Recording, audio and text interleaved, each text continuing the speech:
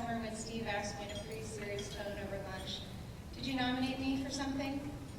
And after assuring him I had not, I thought for a moment and realized this must mean he's being inducted into the Hall of Fame. And after my initial excitement for Steve, I figured out I was going to have to speak before him. Oh boy, how do you eloquently and appropriately introduce the most thoughtful, motivating public speaker you know? Just this morning, I decided to log on to Facebook, and my news feed was filled with status updates of alumni. One of my favorites read, "Philly for the night with 10 of the most beautiful, smart, funny, and slightly insane women I know to celebrate the life of the man, the myth, the legend who helped make us that way, Steve Jennings. Only the greatest field hockey coach to ever walk the earth, and possibly a robot." This should give you an idea about how admired and loved Steve is as a coach. I began working with Steve in 2001. I know he was beyond deserving and deeply touched by the honor. But after 11 years, I know him very well. So well that some refer to our connection as the mind meld. It's because of the meld that I can tell you, while he is honored, he also feels some accomplishments are missing from his resume. After all, shouldn't a coach being inducted into the Hall of Fame have won a national championship or at least coached in a couple Final Fours? Yes, those are the ultimate goals.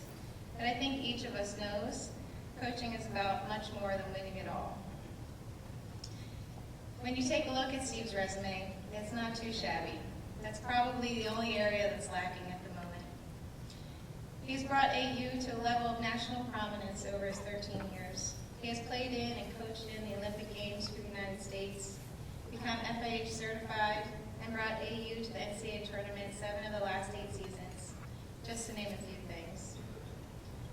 Through the years, I've learned a lot of AU, but more than anything, Steve has shown me that teams are delicate. Each needs something different to be at its best. Figuring out what that is, nurturing it, taking care of it, and taking care of its members in all facets of life is as important as the perfect game plan. Playing for Steve, you can learn any skill or stick trick you'd like. You can watch hours of film, be it ours or international footage, and talk elite level strategies. You will grow more on the field than you ever thought possible. However, when I look at our players, alumni, family, and friends who are here to celebrate Steve, I doubt it is the skill acquisition or the trips to an NCAA tournament that were their driving force behind the trip to Philadelphia. It's more likely that they remember the constant open door in his office, the hours lost talking in there about anything and everything other than hockey, the crumpled up napkins in his top drawer that become tissues when each of them needed a good cry, and the overwhelming amount of love and support that they received and still receive today. I'm sure all of this is starting to sound like everything is always happy and fun at AU, but it's not easy playing for a coach who believes in your truest abilities on and off the field. Being comfortable being uncomfortable is a struggle for everyone at some point. There were days when running to the top of the vendor stairwell 30 plus times had to be done, even if women's soccer only did it 8 times. The time conditioning was not going to continue or end until everyone stood on the end line and smiled. The day when running to the top of Dog Park 6 times was possible.